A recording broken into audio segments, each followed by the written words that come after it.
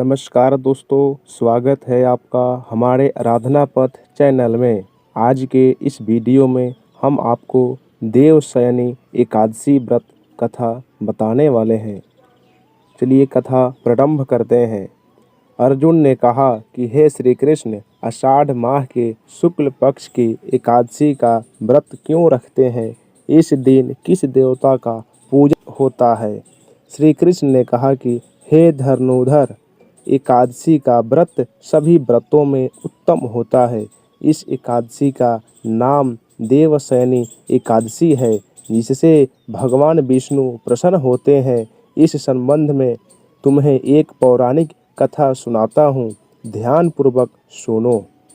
एक समय एक सत्यवादी, महान तपस्वी और चक्रवर्ती सूर्यवंशी राजा मंधाता राज्य करता था, जिसके राज्य में कभी अकाल नहीं पड़ता था, कभी किसी प्रकार की प्राकृतिक आपदा नहीं आती थी। परंतु एक बार न जाने क्यों देवगण उससे रुष्ट हो गए और उसके राज्य में अकाल पड़ गया। अकाल से पीड़ित राजा एक दिन दुखी होकर राजा के पास जाकर प्रार्थना करने लगे।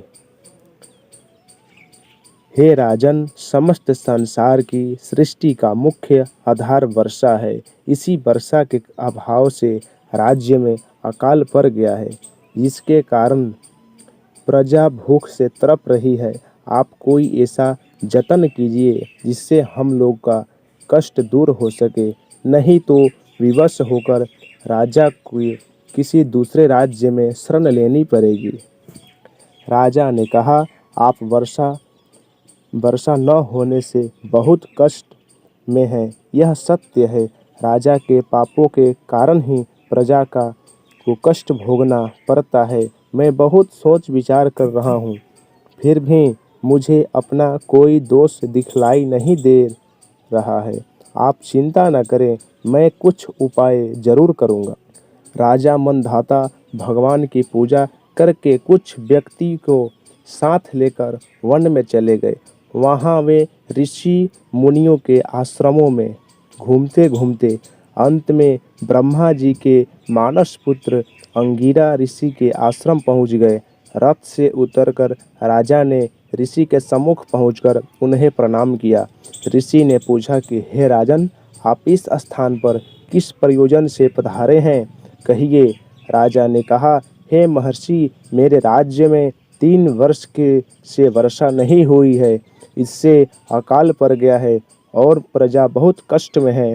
राजा के पापों के कारण प्रभाव से ही प्रजा को कष्ट मिलता है, ऐसा शास्त्र में लिखा है। मैं धर्मानुसार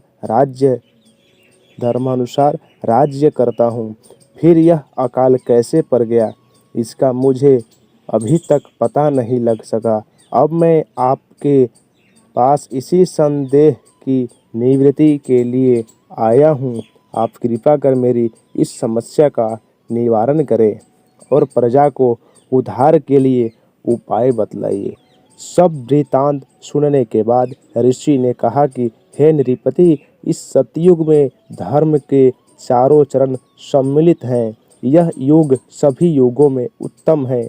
इस युग में केवल ब्राह्मणों को ही तप करने तथा वेद पढ़ने का अधिकार है, किंतु आपके राज्य में एक शूद्र तप कर रहा है। इसी दोष के कारण आपके राज्य में वर्षा नहीं हो रही है। यदि आप प्रजा का कल्याण चाहते हैं तो शीघ्र ही उस शूद्र का वध करवा दें। जब तक आप यह कार्य नहीं कर लेते, तब तक आपका राज्य अकाल की पीड़ा से मुक्त नहीं हो सकता। ऋषि के वचन सुनकर राजा ने कहा कि हे मुनिश्रेष्ठ, मैं उस अपराध तप करने वाले शूद्र को नहीं मार सकता। किसी निर्दोष मनुष्य की हत्या करना मेरे नियमों के विरुद्ध है और मेरी आत्मा इसे कभी स्वीकार नहीं करेगी।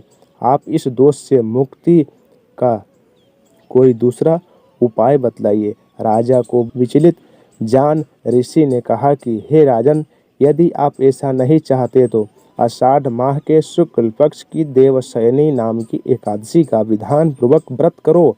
इस व्रत के प्रभाव से तुम्हारे राज्य में वर्षा होगी और प्रजा भी पूर्व की भांति सुखी हो जाएगी, क्योंकि इस एकादशी का व्रत सिद्धियों को देने वाला है और कष्टों से मुक्ति करने वाला है।